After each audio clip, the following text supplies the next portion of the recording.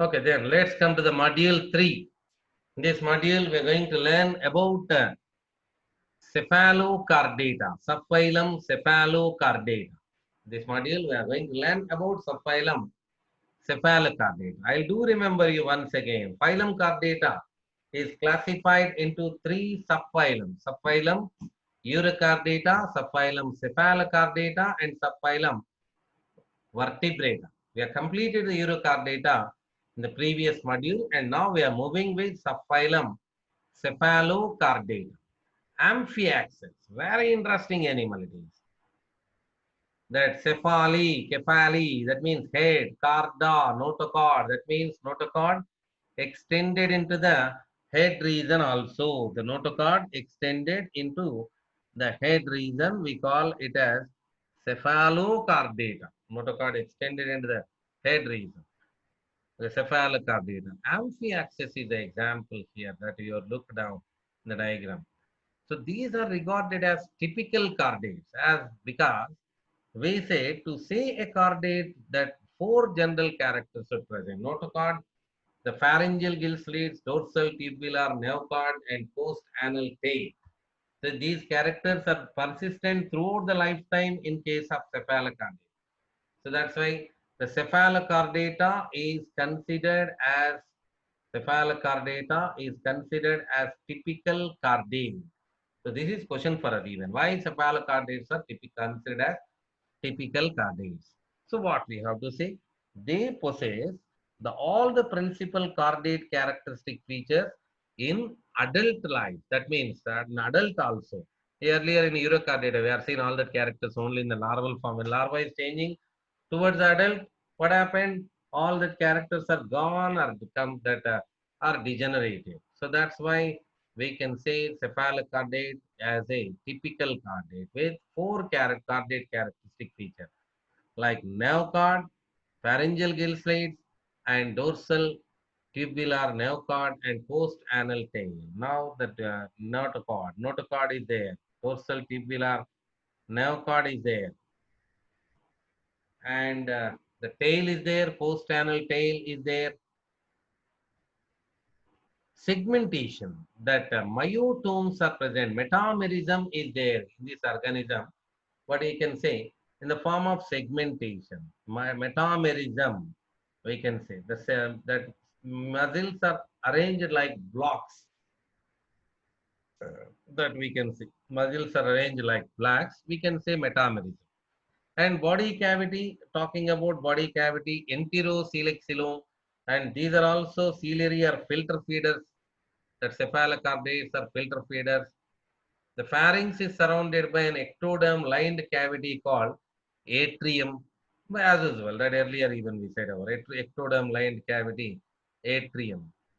I'll show you the atrium here. This is the atrium. An endostyle is present along the ventral wall of the pharynx. Endostyle is similar, anatomically similar to the thyroid gland of vertebrate. That endostyle here also present. Exchange of the respiratory gases occurs mostly across the external body surface. Here you see that interesting thing. In case of cephalochordata, one of the example is Amphiaxis, that here there are 100 pairs of gill slits are present. 100 pairs of gill slits. That here you can understand what is the difference between the gill and gill slit. 100 pairs of gill slits are present.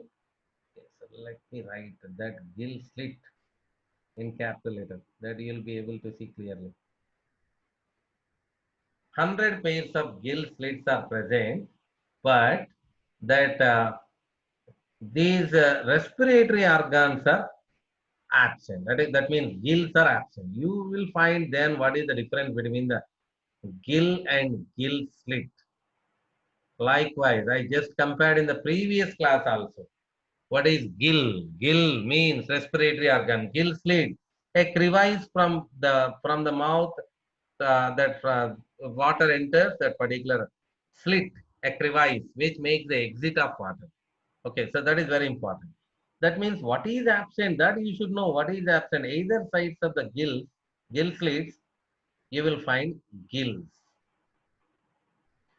like this. These are gills actually. Gill slits are present, but gills are absent. That you have to understand. Gill slits are present, but these gills are absent. So simply, I do remember you. I said nostrils and lungs both are different. Nostrils and lungs. Fishes in some are having nostrils, but lungs are absent. In that way. Okay, don't get confused that gill slits are present, but gills are absent. Then how does the respiration occur? The respiration occurs through the mostly across the external body surface. Circulatory system is of close type, but heart is absent. Heart and blood corpuscles are absent. Respiratory pigment is also absent. Earlier in urocardata, we are seeing vanadium chromogen. So excretion is performed by the very important selenocytes, which are unique to this particular class, subphylum Cephalochordata. Excretion performed by selenocytes of Protonephridia. The numerous gonads are present, but gonoducts without gonoducts. Gonoducts are absent, present in the pharyngeal region. So fertilization is going to be external, development is indirect, which involves a free-swimming larval form. Then example, the one and only example we have, that is branchiostoma or amphiaxis or landslide. We use it to say branchiostoma or amphiaxis or landslide. Let's take what is landslide, why it is commonly called landslide. So that appearance look like landslide. That's why it is commonly called landslide. Okay, what is appearance? So older days, our doctors they used to have a weapon like nowadays stethoscope they have. I'm not saying weapon, but the needle-like structure we can say. Like stethoscope, this particular landslide is also one of their device they use it to be. Okay, so what they do when patient comes with the help of this needle-like structure, it is needle-like structure.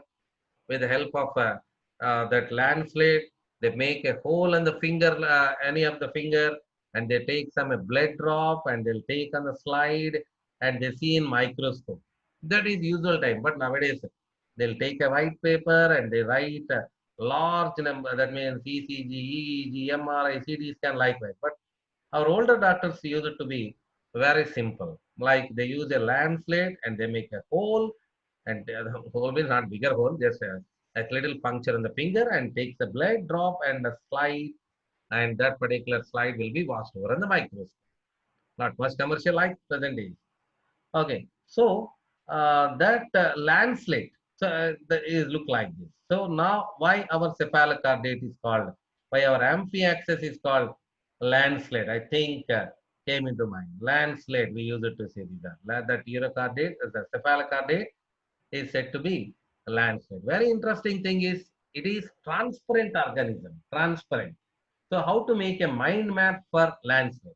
As I said to you, for urocardata and for cephalocardata, we'll make a mind map. Okay. So first of all, we'll go with our four cardate characteristic features. Four cardate characteristic features. So that to be remembered. That means the first of all, we should go with, oh my God, I lost it. First of all, we'll go with dorsal tubular nerve cord. We are not, no need to draw with artistically, just for our remembrance, we are drawing a mind map. Notochord, the dorsal tubular nerve cord. What next? A notochord, a skeletal element we need to draw. Dorsal tubular nerve cord is present, and the notochord which extends even into the head region. So that's why we say that cephalocardata. And what next? The pharyngeal gill slits, pharyngeal gill slits, that numerous pharyngeal gill slits are present, and post-anal tail. Before cardiac characteristic feature, you visualize first. Okay, then after, now there is no gills, respiratory organ, gills are absent, respiration through body surface. Near that, mouth is there, and pharynx is there. That's what we'll find the gill slits also. So near the pharynx, they said gonads are present and gonoducts are absent. Something like this. G and G. Gonads are present, gonoducts are absent. So that fertilization external. I'm showing a small symbol. That means that sperm and ovum will be released outside. Fertilization external. Development is indirect. Or you write a brief format. Indirect development with a free swimming larval form. In that way, you can make it out. So closed vascular system, blood vessel. Draw a symbol of blood vessel. The closed vascular system. The blood closed vascular system. Heart is absent. Heart is absent. Something like that. If you make it like that, something like that. And the solenocytes are the nephridia. Solenocytes are the protonephridia, which are for excretion. Okay. So if you keep this diagram like the thing in mind, the characters will come in mind. So that means when we say cephalochordata, when this particular diagram come in mind, we'll start writing. Dorsal tubular nerve cord is present, notochord is present, extends into the head region, and the mouth. The mouth is the anterior and anus is at posterior, complete alimentary canal. Pharyngeal gill slits are present, and the closed blood vascular system, that heart is absent, blood corpuscles are absent, solenocytes are there for excretion, gonads are present, but gonoducts are absent. Fertilization is external, development is indirect. So in that way, if you practice, you make your, I'm not saying how I drawn, you should draw like that only. You may do much better. So if you do like that, if you make a mind map for urocardata, for cephalochordata, and for cyclostomata also, we have to make this, that when we say that the urocardata, so a particular picture will come in mind that will be able to write. Okay, make some abbreviation or make a small diagram or anything else. Anything else. We can do anything. So just what do you say, that is mind mapping. Human brain is pictorial. It can easily recognize, it can easily remember that images. So we are converting them into images. Okay, when we come to the bird, saves general characters. No matter, a bird will come in mind that you will see everything. Okay, even I'll draw the bird diagram, but these are very new organisms to you. Acidia of Urocardata and Amphiaxis of Cephalochordata, you don't know completely. So that's why you make some visuals of them. You make some visuals of them.